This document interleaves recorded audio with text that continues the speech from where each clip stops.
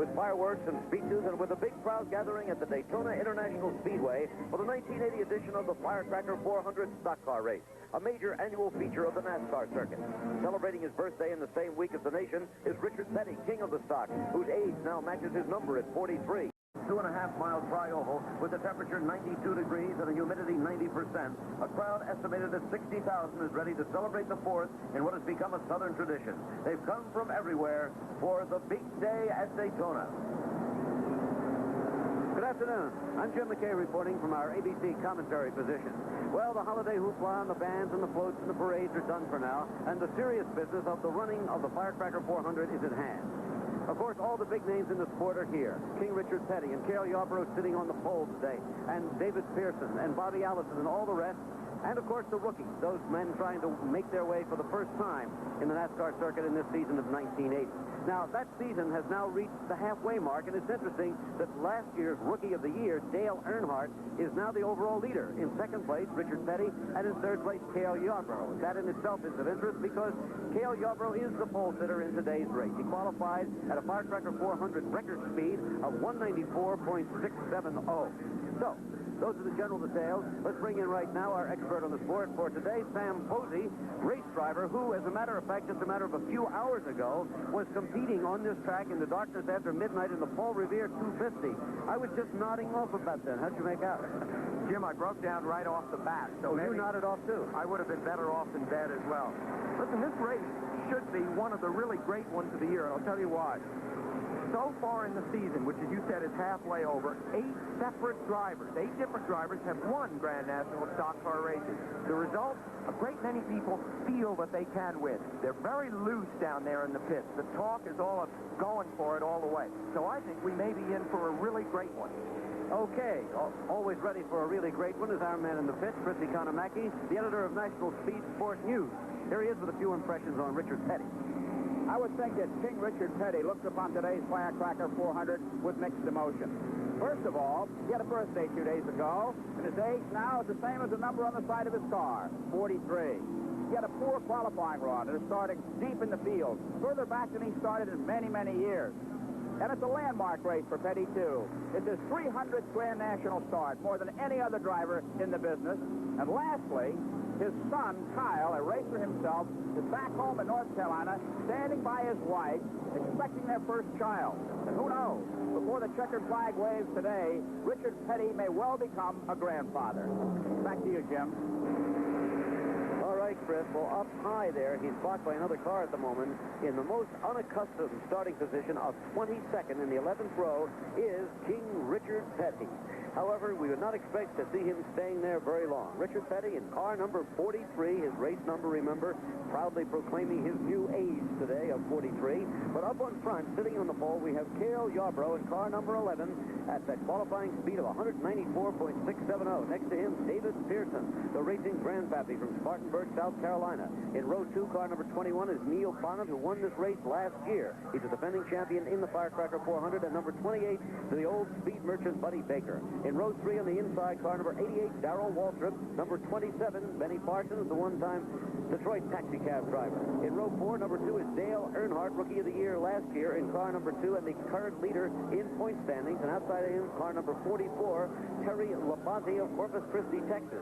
Many more cars behind them as the pace car pulls off.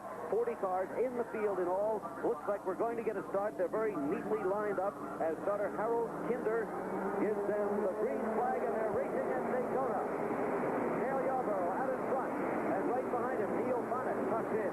David Pearson dropping back into third place as they head into turn 1 on this great 2.5-mile tri-oval at Daytona.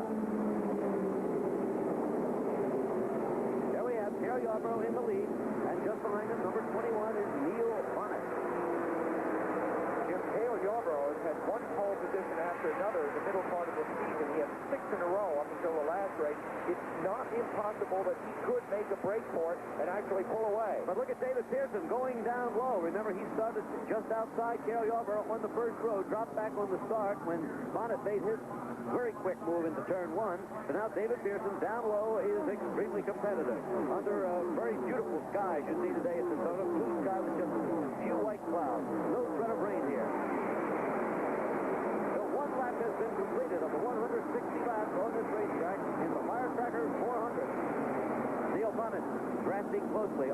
Cale Yarborough now, as Pearson has dropped back a bit again. Neil Bonnet won this race last year, Jim, with an incredibly brilliant drive. I mean, he took chances all day long.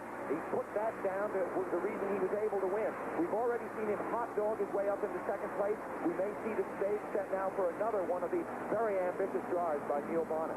Okay, well, I said that you were driving on this track as recently as a few hours ago in the Fall Revere 250, which started at midnight last night. Where's the best place to pass at Daytona? Wherever you can, I guess, Jim. No, but generally it's just as you come off the turn. You hang back a little bit in the turn. Hope to build up a little speed by drafting. We'll see them going into this turn now. This is the west bank here, and if Bonnet hangs back a little bit and then slingshot by on the straight, that might be a move. You see him dropping back slightly there, maybe setting that move up. Okay, and so we have Cale Yarborough leading the Firecracker 400, closely pursued by Neil Bonnet, then David Pearson and Dale Earnhardt. We'll be right back. We're back at Daytona, and the race leader, Cale Yarborough, is in trouble. There he is, down very low, car number 11, headed for the pit. So it happened very quickly in the Firecracker 400. Remember, tremendous heat being generated here was almost 90 degrees at race time. And into the pit, car number 12 also, Donnie Allison. So we have car number 11 and car number 12 both into the pit early in the going at Daytona, Sam. Jim, when you're out of the race that early on, it's the most incredible feeling for a race driver. You had hours of tension preceding the start, and then suddenly you're out of it completely. And into it completely, and very suddenly is David Pearson in car number 1 taking the lead, sweeping by Neil Bonnet, who had been second behind the race leader, Cale Yarborough, who is now, if not out of it, certainly not competitive at the moment. And Cale has pulled right out of the pit area. There is Donnie Allison in the pit still, his car number 12. But the race leader is David Pearson, the old racing grandpappy. And boy, you know, he doesn't talk a lot, and he doesn't shout, and he doesn't make trouble for anybody, but he sure can drive, Sam. He certainly can, and he spent a lot of time on the Speedway this week, Jim, in preparation for the race. David doesn't necessarily practice that much usually, but this week he's been out there mile after mile. Apparently, he has not raced at Daytona for 18 months. By the way, look at this. Buddy Baker going past him and into the lead. Neil Bonnet following Baker down low in the white car with the red rope. But David Pearson sending him off. However, Buddy Baker, in his classic lead-footed fashion, just stepped on it through the floorboards and took the lead. Very exciting example of slipstreaming and drafting, Jim. He just shot by. I mean, the cars are almost equal in top speed, but by using that slipstream, he came by with fully 10 miles an hour advantage. And there down low, the blue and yellow car, Dale Earnhardt, he started to make a move, but that was aborted, and he dropped back again. This is called stock car racing, of course, and these are anything but stock cars. These are racing cars. However, they do have the bodies of regular automobiles. For example, Cale Yarborough is an Oldsmobile. David Pearson, Oldsmobile. Neil Bonnet, number 21, Mercury. Buddy Baker, Oldsmobile. Darrell Waltrip, Oldsmobile. Benny Parsons, Oldsmobile. So the Oldsmobile body cars are very much up there this year. But as you say, the chassis are built strictly for racing. They are not Oldsmobile or Chevrolet chassis. So don't try it. And they're very expensive, too, by the way. These cars go for at least $50,000 to $75,000 a piece. So you don't just buy up a bunch and have them sit there. Okay, and so we hooked up at another battle for the lead between two experienced old-timers in this sport, Buddy Baker and David Pearson. We'll be back. Change quickly in NASCAR, and so they have here in the Firecracker 400. The race leader in the blue and yellow car is now number 2, Dale Earnhardt of Kannapolis, North Carolina. Number 88, Darrell Waltrip in second place. Number 15, Bobby Allison is third. Number 21, Neil Bonnet is fourth. David Pearson has dropped back, so has Buddy Baker. But they're still very competitive just out of the picture. Yeah, but Jim, did you just see the smoke there? Neil Bonnet in the Wood Brothers car. Little smoke is coming out there. There must be something wrong with the engine now. In fact, you see him pulling away from the fast lane. I imagine he may have shut that engine off. He's probably, yes, he is. He's coasting now, quite remarkably. He's probably still going 160 miles an hour coasting. And another thing, Jim, they've got radios in these cars. He is probably talking now to his pit, trying to line up what they're going to do the minute he pulls in. We'll have to see. Well, he and the Wood brothers are in a bad streak of racing luck. Wood brothers used to win all the time. They haven't won a race in a long while, although he's the defending champion. Well, yeah, they haven't won since this race here last year. Yeah, just as I thought. See, they knew exactly what they were going to do. A guy dives inside there. Of course, I have no idea what... Well, on the track, excuse me, 73, that's Steve Moore of Carrollton, Georgia, spinning into the infield, still going very well. Now he's getting it under control. Yeah, Jim, he got a little too low in the banking there, hit the flat spot on the road, and that threw him out of control. And apparently he's going to rejoin the race. If he can get that car started, he is started again. The yellow out, and everybody will be pitting here. Let's turn briefly now from the subject of fast automobiles to the subject of fast human beings, because just this week, to the green again at Daytona, and in the lead is Bobby Allison, car number 15. Remember, he started all the way back in 14th position in the 7th row, and now is the leader. In second place, number 2 is Dale Earnhardt. He is the points leader so far this season, rookie of the year last year. In third place, car number 88, Darrell Waltrip. Then number 27, Benny Parsons. Number 1, David Pearson. Number 28, Buddy Baker. And then number 43, who is Richard Petty. And there he is. Remember, in the week that he celebrated his 43rd birthday, car number 43 has moved up all the way from 22nd position to 7th position in the race. Tremendous racing here at Daytona, and a fine performance by Richard Petty. We would not certainly count him out of this race yet, not by any means. It's hot, the way it usually is, the way you expect it at Daytona on the 4th of July weekend, and we'll be back here. Right now, however, we're going to break away and go once again to the National Mix weekend, and the leader of the Firecracker 400 is number 2, Dale Earnhardt, followed by Buddy Baker, Bobby Allison, Benny Parsons, and David Pearson. In the booth with me is Sam Posey. Right now, however, we're going to the pit. Darrell Waltrip, an early race leader, is in there. Chris Economaki. Darrell Waltrip led this race a good portion of the way. He's in the pits now. He's taking his helmet off. He'll be getting out of the car in just a moment. It's been a tough, hot day. First it was Neil Yarborough, then Neil Bonnet, and now Darrell Waltrip getting out of the car. As he gets out of the car, as it moves towards the garage area. Tough day, Darrell. Yeah, but son of a gun and run, and it's the best driving race car I ever drove at Daytona. I was just... What was it that put you out, Darrell? Probably dropped the valve, I think. How about you? Peppy, huh? Oh, shoot, I'm having fun. Well, that's a tough race. Better luck next time. Right. Unfortunately, the fun is over for this particular race for him. Number 2, there's the leader, Dale Earnhardt, coming into the pit, and this is under the green. It should be the final pit stop for the leader. Extremely critical with the green flag out. Absolutely, Jim. Our timing here, of course, is unofficial. They've decided to change just the outside 2 tires. Of course, under the green like this, these men who change the tires live in fear of making a mistake. They haven't made any mistakes here. Getting away really cleanly.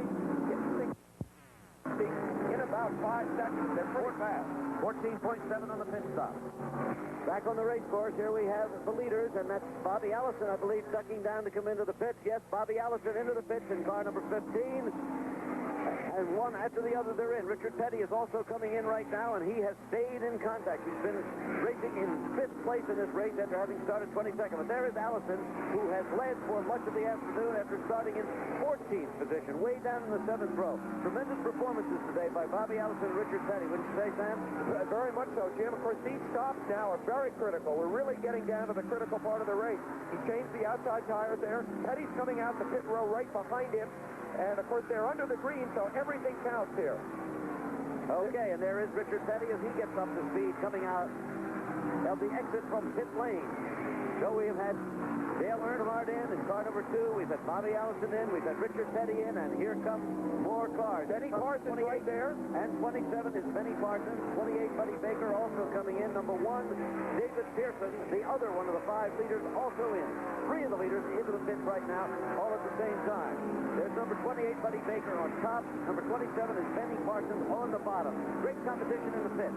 These 2 guys have been running nose to tail on the track. They're now separated by about 300 yards in the pit lane. Jim, as they pull back out, Benny Parsons going out first. I was going to say it'd be interesting to see who gets out. It's no contest. They are obviously having some trouble with the back of Buddy Baker's car there. I think they may have jammed a lug nut, Jim, on that right rear wheel. A very bad break for Buddy Baker, because when he gets back on the track, he may be behind the draft. He may have dropped out of the leading group with that. Well, we had the split screen on those 2 cars.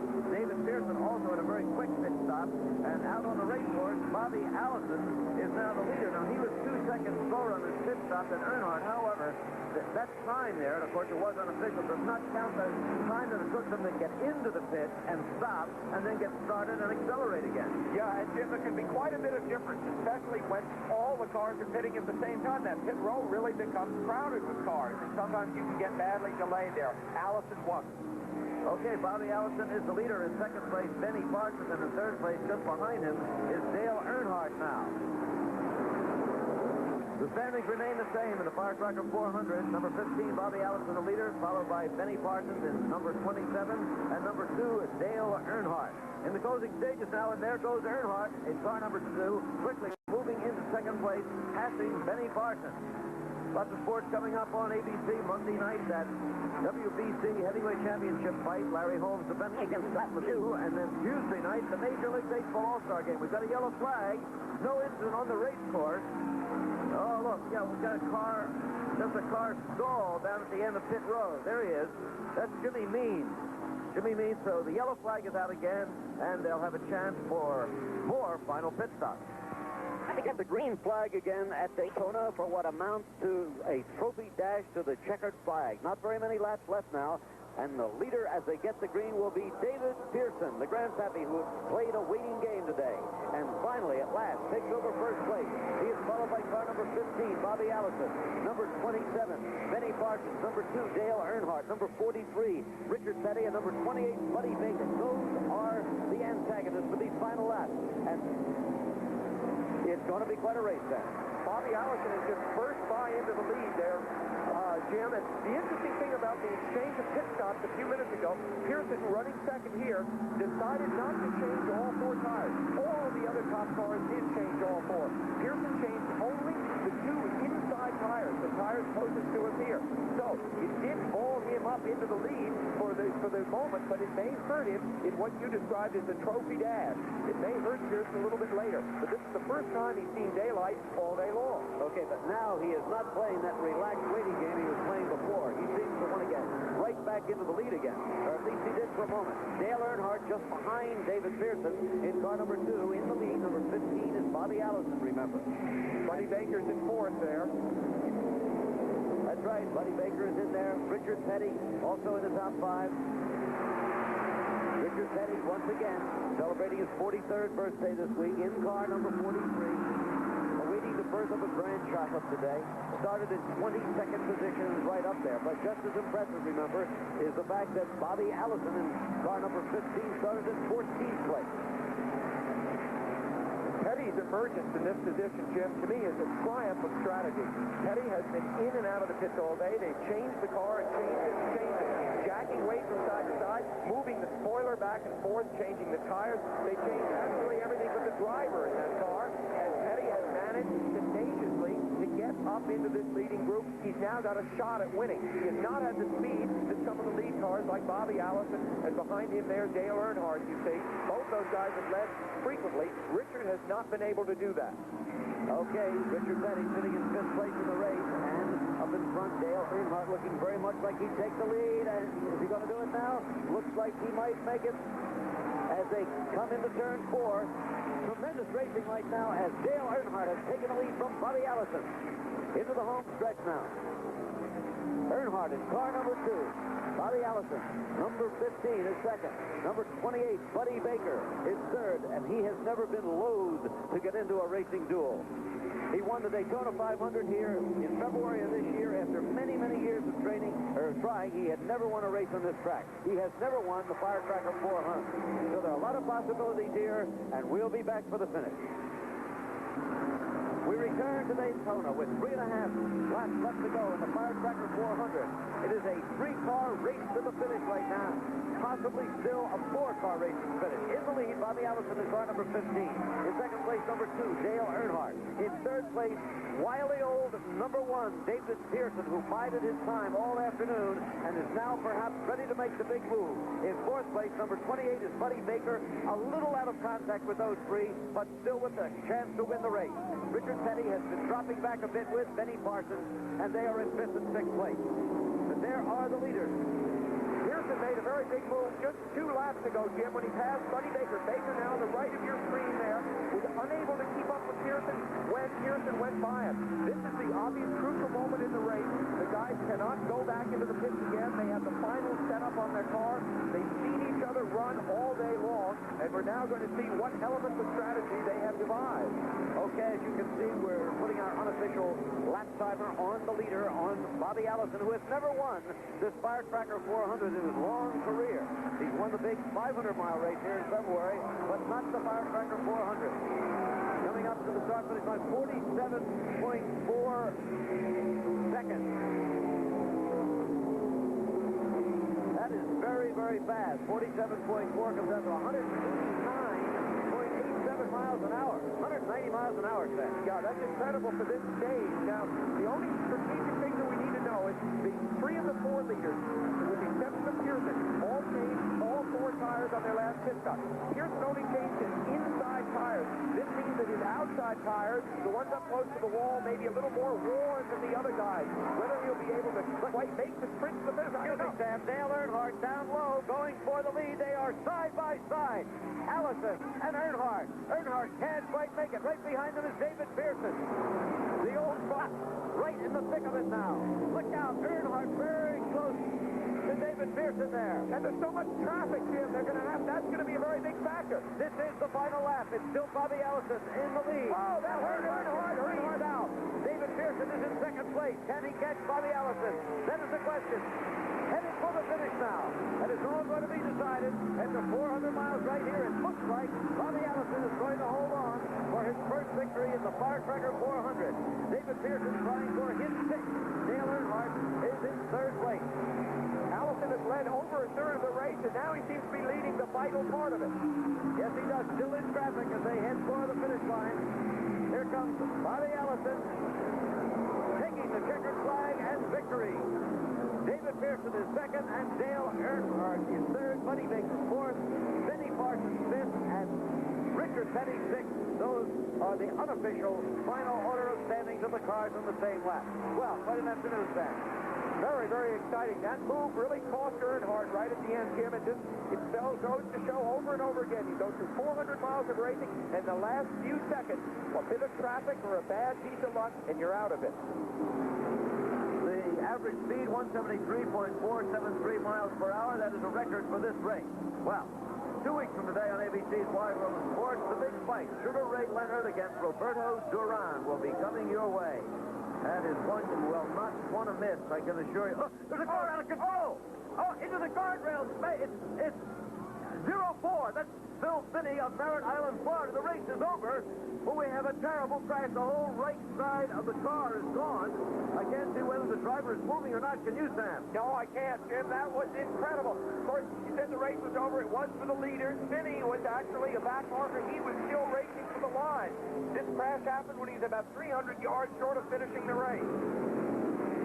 Looking inside, here comes the ambulance very quickly on the scene. Yep. There goes Dale Earnhardt by. Yeah, I can't see any movement at all. Can you?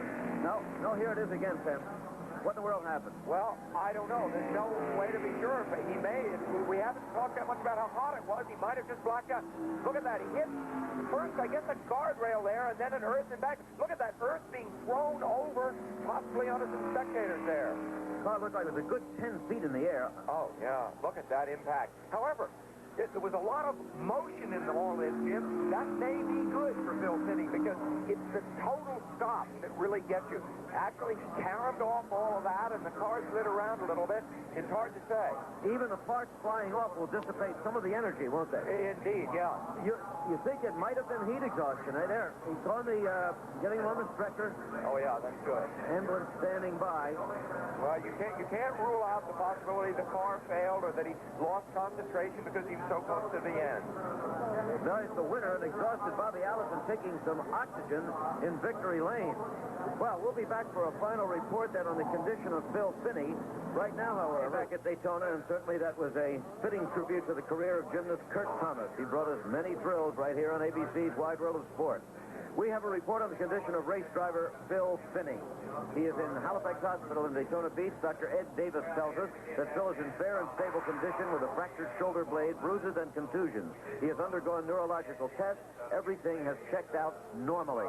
There does not appear to be any damage to his spinal cord. So we certainly wish Phil Finney well in his recovery period. Richard Petty has been officially placed 5th in the race. We had said 6th, but apparently he just passed Benny Parsons at the checkered flag. He is not yet a grandfather, by the way. We checked with the situation up in North Carolina, and they say the great event has not yet taken place. In the NASCAR point standings, Dale Earnhardt has extended his point lead for the season. Bobby Allison moved from 6th to a tie for 4th with Benny Parsons. That's it from Daytona.